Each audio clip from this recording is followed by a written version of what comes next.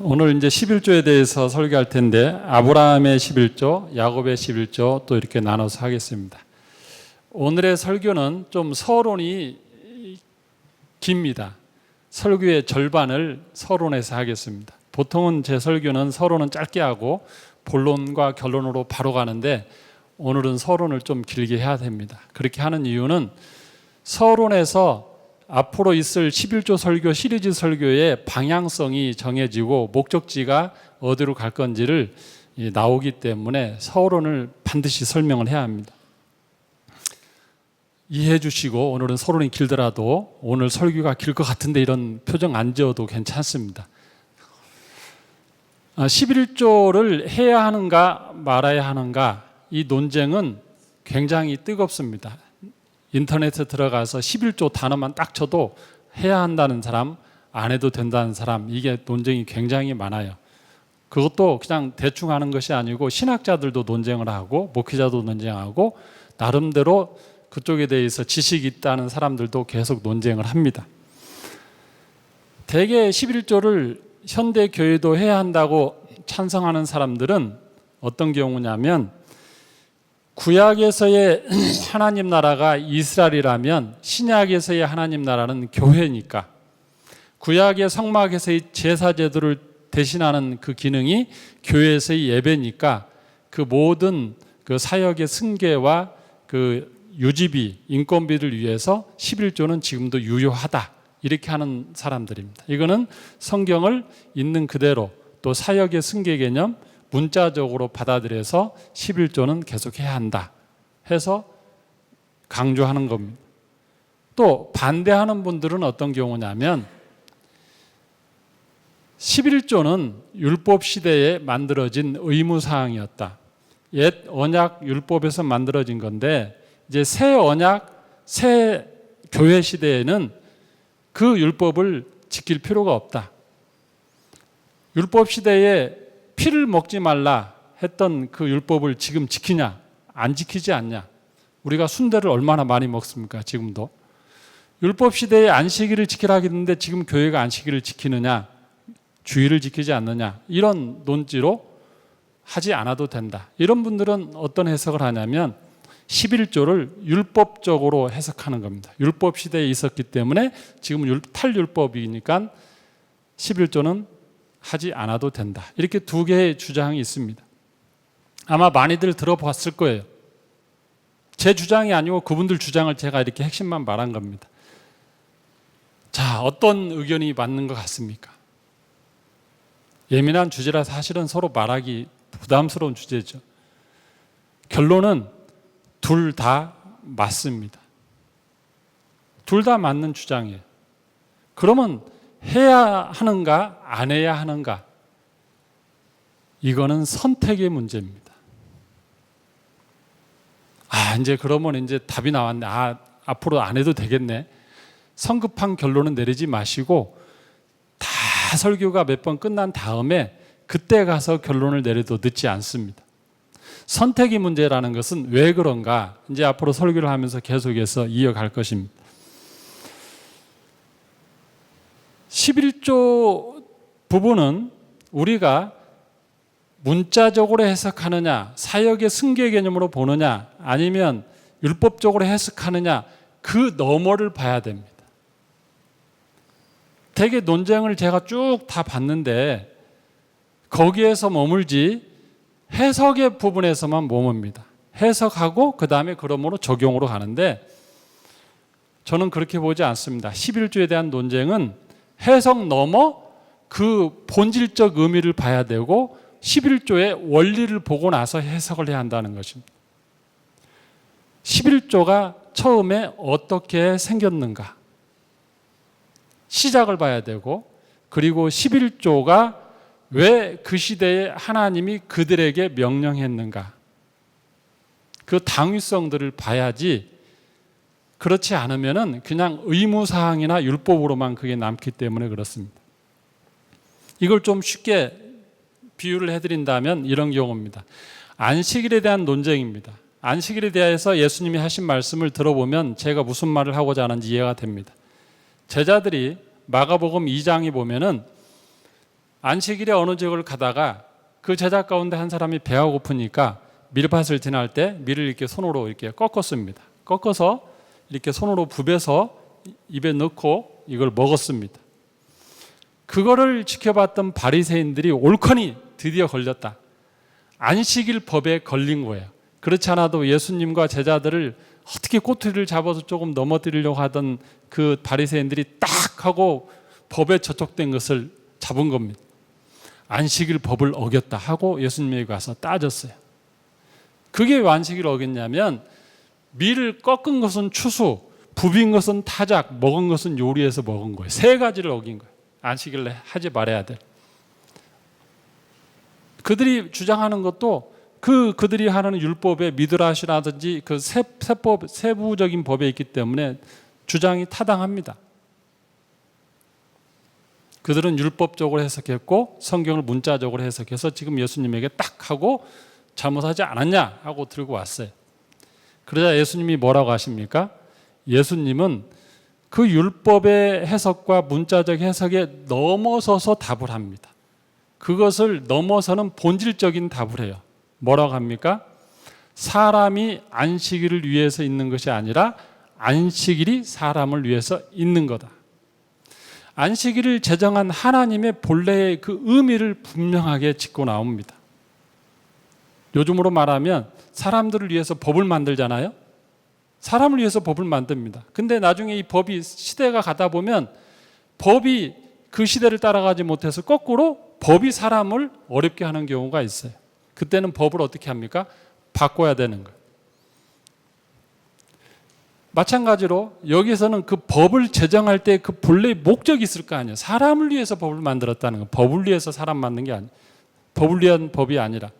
마찬가지로 안식일도 하나님이 사람을 위해서 만든 거지 안식일을 지키라는 순수 그 의무만을 위해서 하나님이 만든 게 아니라는 겁니다. 그러면서 예수님 뭐라고 합니까? 인자는 안식일의 주인이다. 물론 이 부분만 갖고 따로 또 설명을 한참 해야 됩니다. 안식일법만 갖고. 오늘은 결론으로 바로 갑니다. 예수님이 그렇게 말씀하신 건 뭐냐면 안식일에 대한 율법적 해석과 문자적 해석을 넘어서 안식일을 제정하신 하나님의 본질적인 목적과 그 원리를 정확히 꿰뚫고 그걸로 답을 하신 거예요. 마찬가지로 11조에 대한 것도 문자적 율법적에만 머무르지 마시고 그 너머를 봐야 된다는 겁니다. 11조가 어떻게 생겼는가? 시작이 어떻게 됐는가? 그리고 하나님은 그 시대에 왜 11조 제도를 두어서 그 11조 제도를 구약에 하게끔 하셨는가? 이거를 고민하면서 보면은 답이 나온다는 겁니다. 서론 끝났습니다. 이제 의미는 대충 아시겠습니까? 이 논지를 가지고 쭉 갈 겁니다. 저는 그래서 이 11조를 해석하고 설교할 때 문자적 해석과 율법적 해석에만 갇히지 않고 본질적인 의미를 갖고 설교하겠다는 것을 말씀을 드린 겁니다. 이스라엘은 가나안 땅을 정복한 다음에 이제 나라를 세웠어요. 이스라엘이라는 나라를 세웠습니다. 근데 이 나라는 특이한 점 4가지가 있습니다. 주변의 나라와는 전혀 다른 특이한 점 4가지, 아주 뚜렷하게 구분되는 4가지가 있어요. 첫 번째는 뭐냐면 신이 보이지 않는다는 겁니다. 가나안 땅의 모든 나라들은 그 나라의 주신이 있어요. 그 나라의 주신. 부수적인 신도 있지만 주신이 있습니다. 그래서 이 신을 뚜렷하게 하기 위해서, 보이게 하기 위해서 형상을 만드는 게 아주 중요한 일이었어요. 신상을 만드는 거, 신상. 나라마다 전쟁할 때에도 이 신상을 앞세우고 나갑니다. 그들은 우상을 숭배할 때도 신상 앞에 가서 절하고. 그런데 이스라엘은 하나님의 형상이 없습니다. 오히려 우상을 만들지 말고 신상을 만들지 말라고 오히려 강조합니다. 십계명의 제일 첫 번째부터. 틀리죠?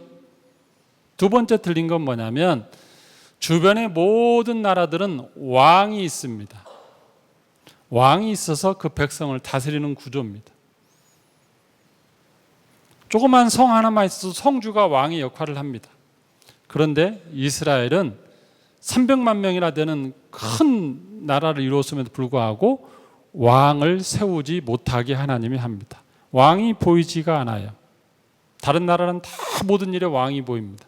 그러나 이스라엘은 왕이 보이지 않습니다. 그게 또 하나님이 만드신 제도예요. 세 번째는 지난번에도 제가 지난 시간에 언급했듯이 이스라엘은 군대 조직이 없습니다. 군대 조직이 없으니까 군대 장관이라는 직책도 없습니다. 다른 모든 나라들은 왕이 있고 가장 중요한 직책이 군대 장관입니다. 바로 측근 중에 측근. 그래서 군대 조직을 장악하는 게 가장 중요한 역할입니다. 세 가지가 분명히 없어요. 신이 보이지 않고 왕이 보이지 않고 군대가 보이지 않아요. 그리고 네 번째는 뭐가 있느냐? 주변의 모든 나라들은 세금을 걷어들이고 왕이 걷어들일 때 생각보다 많이 걷어들입니다. 기준이 없어요. 거의 절반 가까이 걷어들입니다. 그들은 왕이 주인이고 거기 사는 백성들은 거의 노예나 마찬가지예요. 우리나라 조선시대나 똑같습니다. 왕 마음대로. 어느 날 왕이 얼만큼 더 걷어 하면 그게 법이에요. 소작인과 농장 지주 사이처럼 그런 개념입니다. 그런데 이스라엘은 하나님께서 어떻게 했습니까? 10분의 1로 정확하게 딱 숫자화합니다. 그리고 그 이상은 걷지도 못하게 합니다. 걷을 필요도 없어요. 왜냐하면 왕이 없어요. 왕 하나를 유지하는데 얼마나 많은 돈이 드는지 알잖아요. 여러분들 그 사극 보면 왕 하나를 위해서 옆에 있는 그 궁궐 짓고 일하는 사람들 내시 궁녀부터 해가지고 얼마나 많은 인건비가 들어갑니까? 왕이 없으니 그렇게 돈 거둘 필요 없고 군대를 유지하기 위해서도 그렇게 돈이 필요 없어요. 그러니까 10분의 1만 딱 있으면 됩니다. 10분의 1은 뭡니까? 성막을 운영하는 레위인과 제사장들만을 위해서도 정확히 그 정도만 있으면 되니까 그 이상 필요 없어요. 그리고 3년에 한 번씩 10분의 1 더 걷는 것은 구제 11조에서 가난한 자들 돕고, 하나님은 신도 안 보이고 왕도 안 보이고 군대도 필요 없기 때문에 그 정도면 끝납니다. 그러나 주변의 모든 나라들은 10분의 1 갖고는 어림도 없죠. 이게 차이입니다. 자, 그러면 잘 보시면 하나님도 안 보이고 왕도 안 보이고 군대도 안 보여요. 여호와 하나님은 보이지 않지만 하나님이시고, 하나님이 직접 왕이 되시고, 하나님이 보내는 사자가 군대 장관이에요. 하나님이 직접 신이 되시고 왕이 되시고 군대 장관이 되십니다. 단 이 보이지 않는 제도를 가능케 한 제도 하나가 보이는 제도가 뭐냐면 11조가 눈에 보이는 한 제도예요. 11조가 정확히 되면 하나님이 여호와 하나님으로 그들을 지켜주시는 거고, 11조가 제대로 되면 하나님이 왕이 돼서 그들을 다스려 주시는 거고, 11조가 제대로 되면 하나님이 왕이 되셔서 군대 장관이 돼서 그들을 지켜주는 거예요. 사사시대는 왜 무너졌는가? 사사시대를 딱 보면은 11조가 무너졌어요. 11조가 무너지자 하나님을 경배하는 성막에서 제사가 끊기고, 왕이 없다고 그들이 하소연하고, 군대가 없다고 주변에서 고통당하고, 정확히 원인은 11조입니다. 그러므로 하나님께서 11조를 요구하신 것은 뭐냐면, 하나님이 11조를 사용해서 하나님이 뭔가 이득을 보고자 한 게 아니고, 그 11조가 하나님 왕 군대를 가능케 하는, 즉 이스라엘 백성을 위한 거였다는 것이, 하나님을 위한 게 아니에요. 그 목적이. 이제 조금 11조에 대한 부담이 풀리셨습니까? 11조 하면은 내가 10분의 1을 내야 되는데 이 부담이 있는데, 그게 아니에요. 낸 사람을 위해서 11조가 존재하는 거예요. 목적 자체가. 이스라엘 백성을 위해서 하나님이 11조를 요구한 거지, 하나님을 위해서 요구한 게 아니라는 것입니다. 오늘날도 마찬가지입니다. 하나님께 우리가 헌금하는 것은 하나님을 위해서 헌금하는 게 아닙니다. 하나님은 이 천지 만물을 말씀으로 창조하신 분이고 모든 만물이 소유주예요. 우리의 그 헌금이 필요한 분이 아니십니다. 하나님은 필요하면 만나를 그냥 하늘에서 내려서 다 먹일 수도 있고요. 오병이의 기적으로 베풀어서 거기 있는 사람 5천 명 먹일 수도 있고요. 고기 먹고 싶다면 메추라기 날라와서 다 먹이. 하나님은 모든 재물에 다 불편함이 없는 분이에요. 그럼에도 불구하고 왜 하나님이 우리에게 요구하시는가? 그것은 나를 위함입니다. 나의 복의 통로이기 때문에. 구약시대의 11조를 정확히 함으로 말미암아 하나님이 왕 되시고 하나님이 신이 되시고 하나님이 군대 되셨던 것처럼 똑같습니다. 오늘날에도 하나님께 우리가 헌금을 기쁜 마음으로 하면 하나님이 나의 하나님이 되시고 하나님이 나의 왕이 되시고 하나님이 나의 군대가 되는 거예요. 그렇게 하시려고 헌금하라는 거예요. 하나님이 필요해서 헌금하라는 게 아니고. 근데 우리는 그걸 오해해서 내 것을 하나님이 자꾸 왜 바치라고 그래? 살기도 빠듯한데. 이렇게 오해하시면 안 된다는 겁니다. 11조의 본질과 원리가 이거라는 겁니다. 자, 11조의 시작을 좀 보겠습니다. 창세기 14장입니다. 11조가 어떻게 시작이 되었는가? 창세기 14장 1절 보면 가나안 땅에서의 큰 전쟁이 이게 나옵니다. 14장 1절 보니까 시날 왕 아므라벨과 엘라살 왕 아리옥과 엘람 왕 그돌라오멜과 고임 왕 디달이, 이쪽은 이제 저쪽 북방 지역, 팔레스타인 지역의 북방 지역에 있는 왕들의 연합체입니다. 그 왕들이 누구를 공격하냐면 소돔 왕 베라와 고모라 왕 비르사와 아드마 왕 시납과 스모임 왕 세메벨과 벨라 곧 소알 왕과 싸우니라. 이 가나안 땅에 전쟁사가 기록이 되었는데 북방에 있는 큰 나라의 그 네 왕들하고 남쪽에 있는 다섯 왕들하고 싸움이 벌어지는데 결과는 어떻게 됐습니까?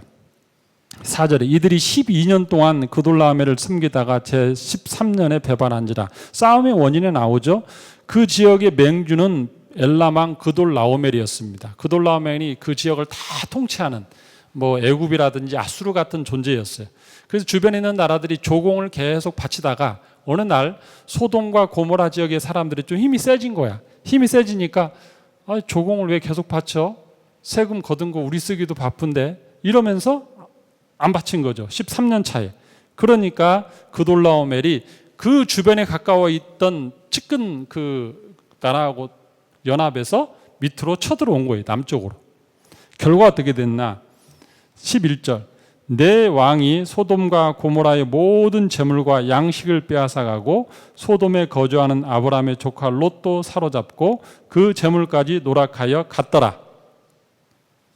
이건 뭡니까? 북방 왕들이 이쪽을 완전히 다 박살내고 이제 포로를 잡아가고 재물을 다 뺏어간 겁니다. 자, 그곳에 누가 있었냐면 아브라함의 조카 롯이 있었던 거예요. 그것을 아브라함이 소식이 들었습니다. 자, 14절. 아브라함이 그의 조카가 사로잡혔음을 듣고 집에서 기르고 흘려준 자 318명을 거느리고 단까지 쫓아가서, 이게 318명으로 쫓아갈 군대가 아니에요, 사실은. 그때 제가 자료를 보면은 보통 조그만 성에 있는 군대 수가 3,000명입니다. 조금 크다는 성은 5,000에서 10,000명, 군대 수만. 근데 여기 보면 엘람 왕이라든지 그쪽 북방의 왕들은 몇천 명, 10,000명 정도의 군대 수준이 아니에요. 물론 이제 그중에 일부가 왔겠지만 소돔과 고모라와 남방 왕들을 연합하러 싸우려면 수만 명 정도로 와야만 이기고 가는 군대입니다. 상식적으로 보면 그렇죠. 근데 318명을 데리고 가서 뭐 하겠다고요? 318명으로 게임이 돼요? 안 되죠. 근데 이겼습니다.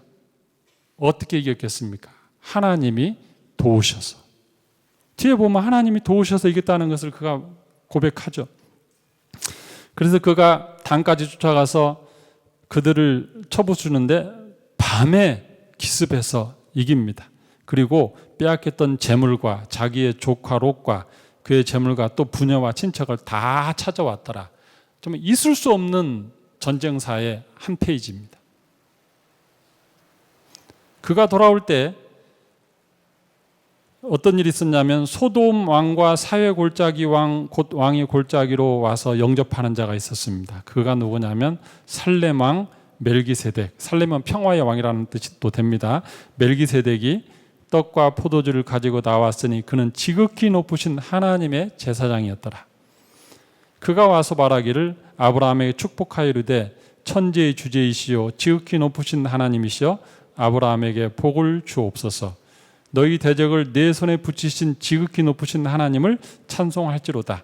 즉 이 전쟁은 아브라함의 능력으로 이겼다는 게 아니라는 걸 여기서 말하죠. 하나님의 능력으로 이긴 것을 그가 지적합니다. 그 말을 듣자 아브라함이 그렇지 않아도 내 힘이 아닌가 압니다. 그러면서 답례로 뭘 합니까? 그 얻은 것의 10분의 1을 멜기세덱에게 주었더라. 이게 11조에 처음 나오는 장면이에요. 이 살렘 왕 멜기세덱에 대해서 좀 더 봅니다. 오늘 본문을 보시면 이제 히브리서 7장에 보면 그에 대해서 좀 자세히 나옵니다. 히브리서. 그가 누구인가? 그가 일반적인 사람인가? 누구인지 봅니다. 7장 히브리서 7장 1절 오늘 읽었던 본문입니다. 이 멜기세덱은 살렘 왕이요 지극히 높으신 하나님의 제사장이라 여러 왕을 쳐서 죽이고 돌아오는 아브라함을 만나 복을 빈지라 아브라함이 모든 것의 10분의 1을 그에게 나누어 주니라. 여기까지는 창세기 나온 말하고 똑같죠. 근데 그 다음부터는 이 멜기세덱 왕이 어떤 존재였는지를 자세히 설명합니다. 그의 이름을 해석하면 먼저는 의의 왕이요 살렘 왕이니 곧 평강의 왕이요 아버지도 없고 어머니도 없고 족보도 없고 시작한 날도 없고 생명의 끝도 없어 하나님의 아들과 닮아서 항상 제사장으로 있느니라. 누구예요? 예수님을 칭할 때 구약에서 선연에서 사역했던 예수님을 칭할 때 이런 표현입니다. 알파와 오메가 되신 예수님, 시작도 없고 끝도 없는 예수님, 의의 왕, 평강의 왕.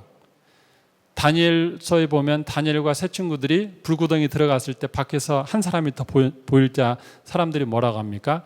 하나님의 아들과 같은 이가 그 속에 있구나. 예수님은 신약에만 와서 활동하신 분이 아니고 신학자들은 모든 목회자들은 대부분 예수님은 구약 시대에도 이미 와서 사역을 하셨다고 그렇게 말합니다. 이 멜기세덱을 예수님으로 봐도 별 무리가 없습니다. 영원한 제사장. 히브리서가 뭡니까? 대제사장 되신 예수님에 대한 것을 설명한 것이 히브리서잖아요.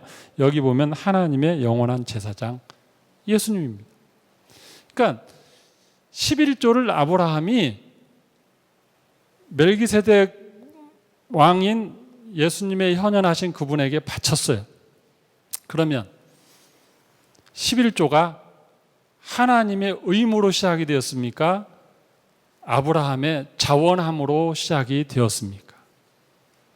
11조는 의무로 시작된 게 아니고 율법으로 시작된 게 아니고 처음 11조가 시작된 것은 아브라함의 자원하는 마음이었습니다.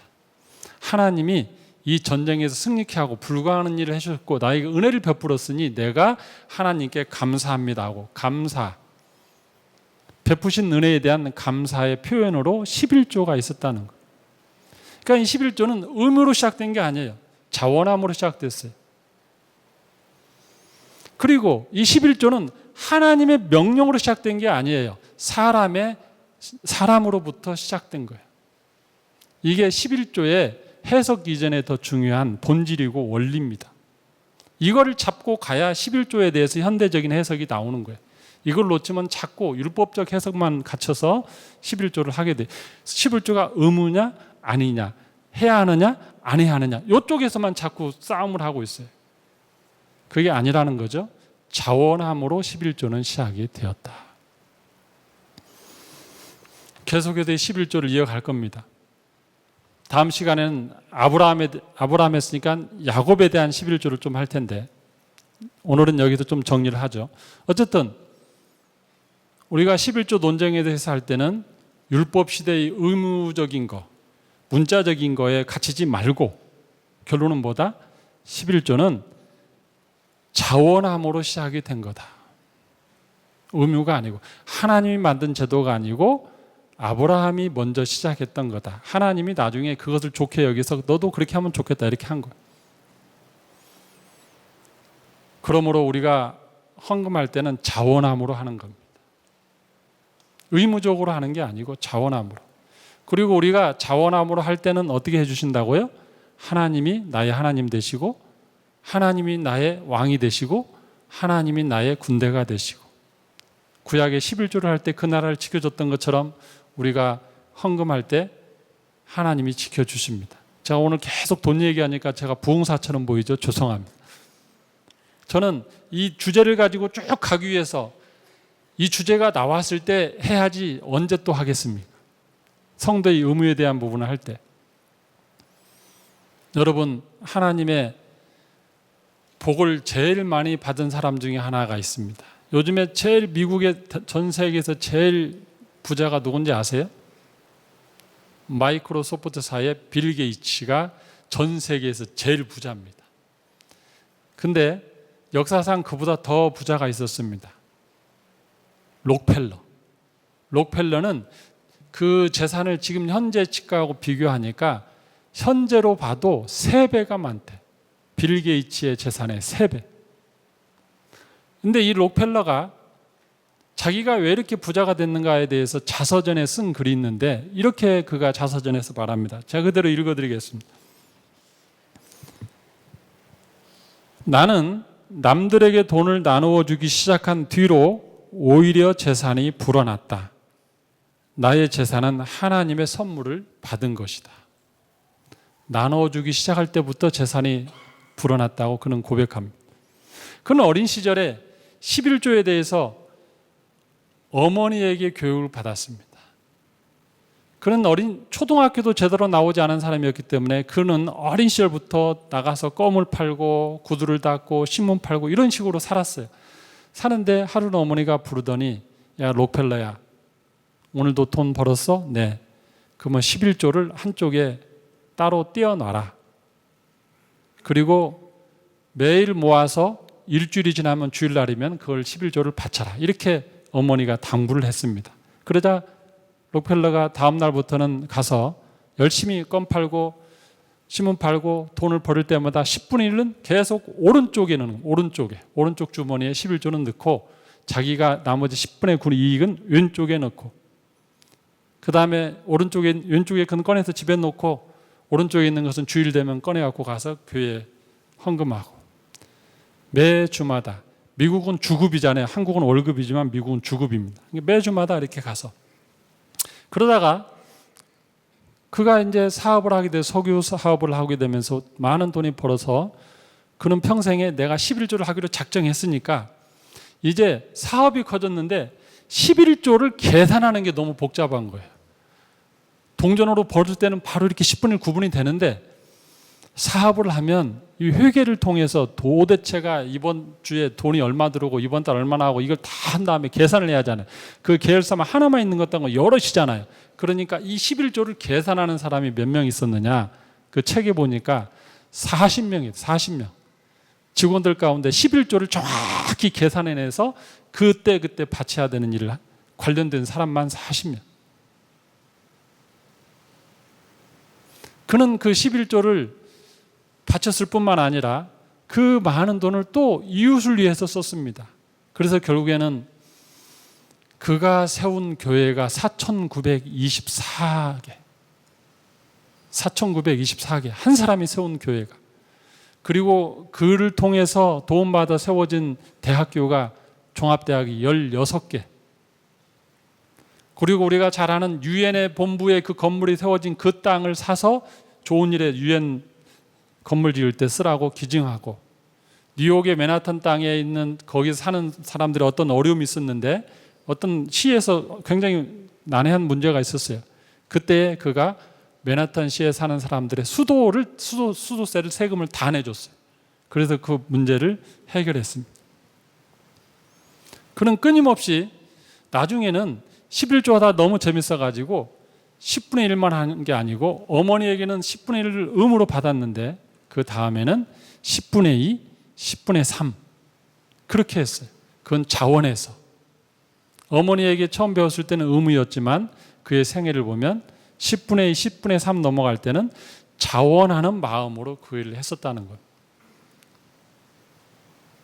이제 말씀을 마치겠습니다. 그러므로 사랑하는 성도님들, 11조에 대해서는 의무감으로만 해석하지 마시고 그 본질을 먼저 보시고 시작이 어떻게 되었는지, 왜 하나님이 그 11조를 하라겠는지 그 11조의 원리를 먼저 보시고 11조를 판단하시기를 바랍니다.